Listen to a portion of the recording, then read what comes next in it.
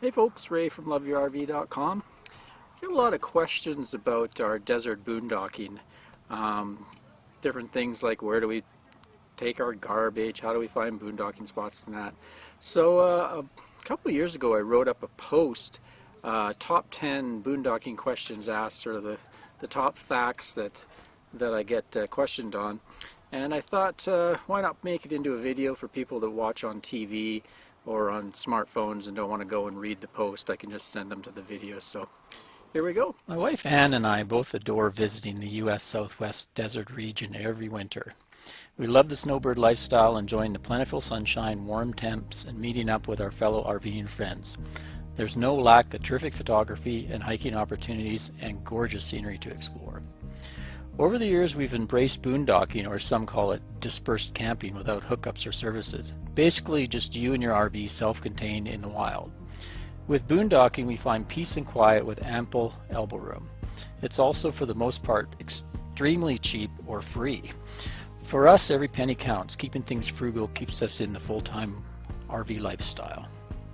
Of course, folks see my photos and videos of the remarkable places we are boondocking at and are curious.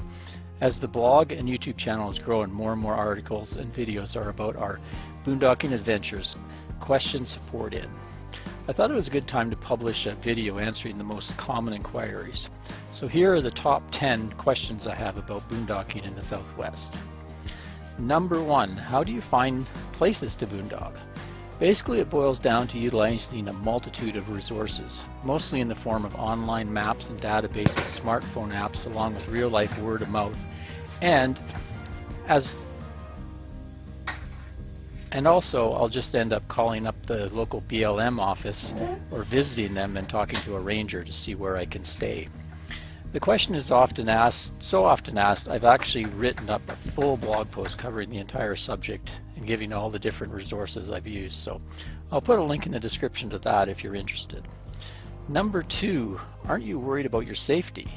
Yes, we're always concerned about safety, but in reality, no more so than when I'm anywhere else, and less so than in any large city environment. I practice the same common sense I do when camping in an RV park or a developed campground. Pay attention to my surroundings, store the valuables out of sight, keep a lookout for suspicious persons or activity, etc.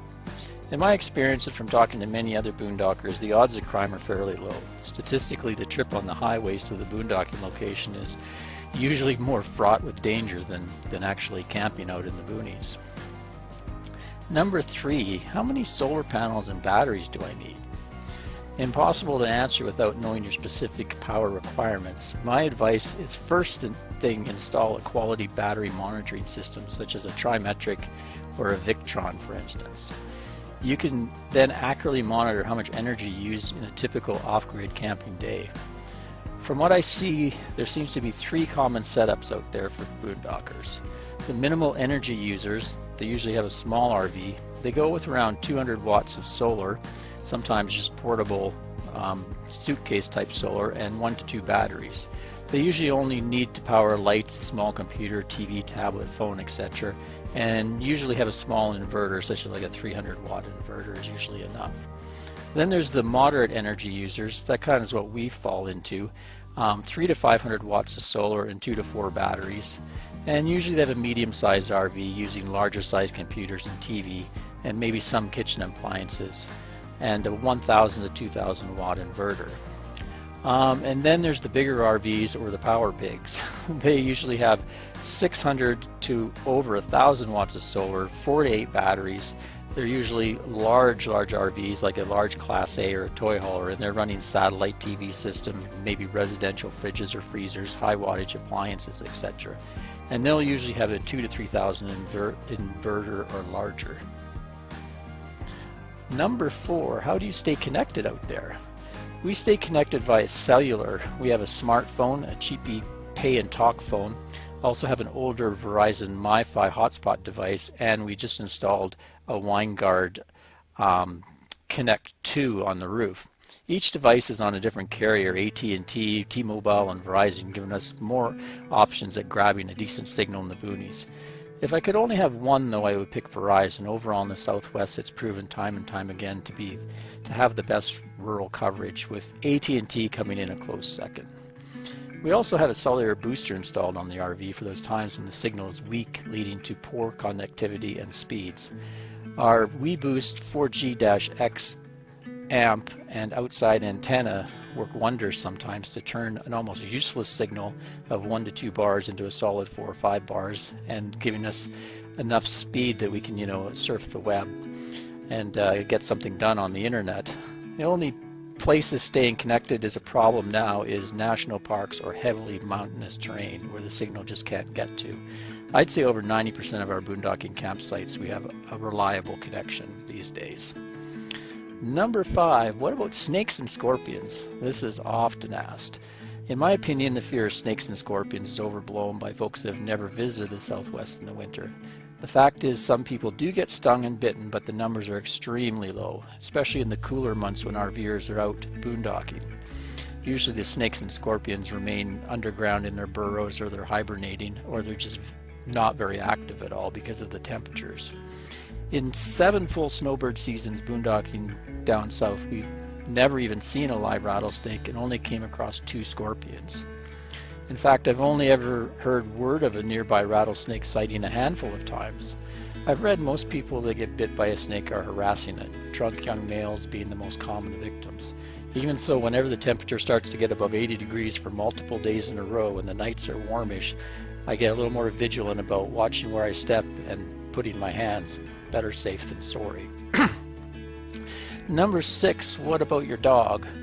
Okay, well, Angie's passed now, but I'll go through these anyways because they'll be helpful to dog owners. How do you keep your dog? They have 3 basic questions here. How do you keep your dog cool without AC?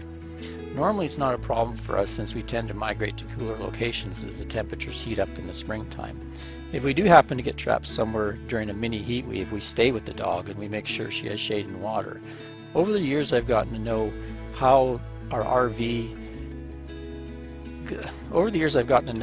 and how hot it gets inside. This experience has taught me how to position the RV to reduce inside temperatures and when it's safe to leave the dog. I've installed a thermostatically controlled low wattage, high airflow roof vent fan.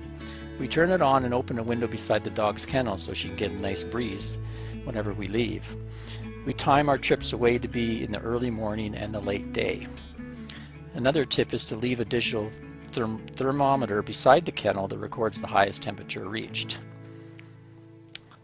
Are you concerned about critters with the dog?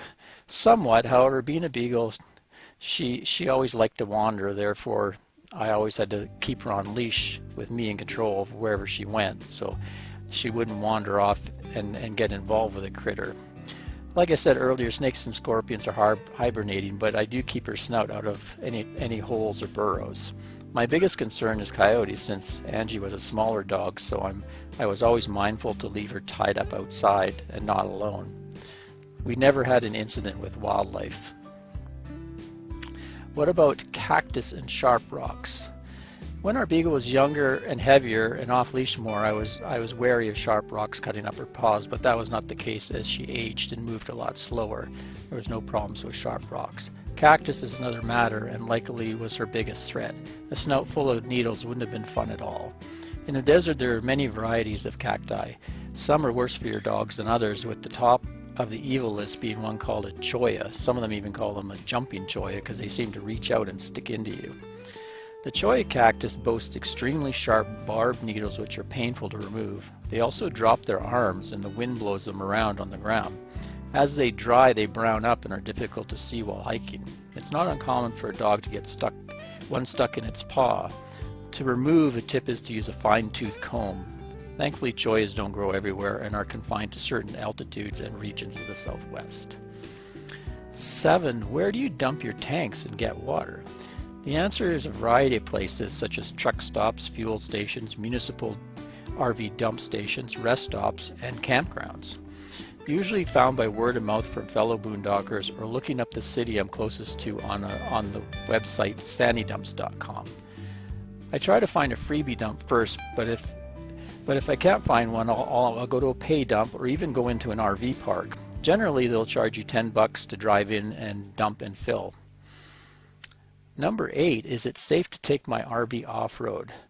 For the most part, if you use common sense and take it slowly, the answer is yes. At first I was worried about damaging the trailer on rough dirt and gravel roads, but after weathering many terrible sections of interstate highways, I soon gained confidence the rig could handle a bit of off-roading.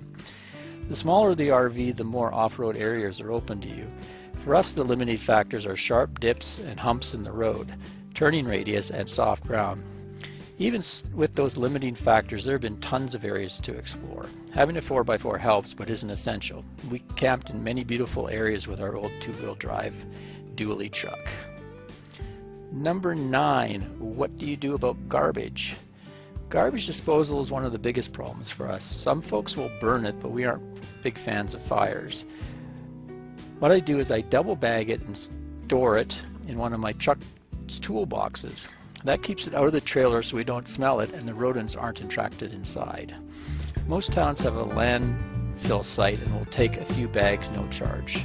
Some rest stops have larger garbage bins for travelers and campers, especially if they're located near a large recreational area. I've had some success asking at fuel stations or truck stops. When paying for fuel, I ask the clerk if I can throw a small bag in the dumpster. Most say no problem. If all else fails, we'll book into an inexpensive RV park and pay for a night. This also gives us a chance to do some laundry. Number 10, what are your favorite boondocking locations? Our criteria for favorite boondocking location is to be embedded in natural beauty with epic views and surrounded by wildlife. We are big fans of wildlife refuges, national monuments, scenic byways, state parks, and BLM lands. For a listing, head over to Love Your RV and look under the Boondocking archives and scroll through. You'll find links to numerous articles and videos detailing the many amazing boondocking locations we've camped at over the past 7 years. Well, I hope that answered a few questions you might have. If you have any other questions, leave them in the comments below, and I'll try to sort them out and answer them, or at least point you to some kind of resource that can answer them for you, or maybe another commenter will come along and answer your question. Till next time, Ray from loveyourrv.com. Cheers, folks.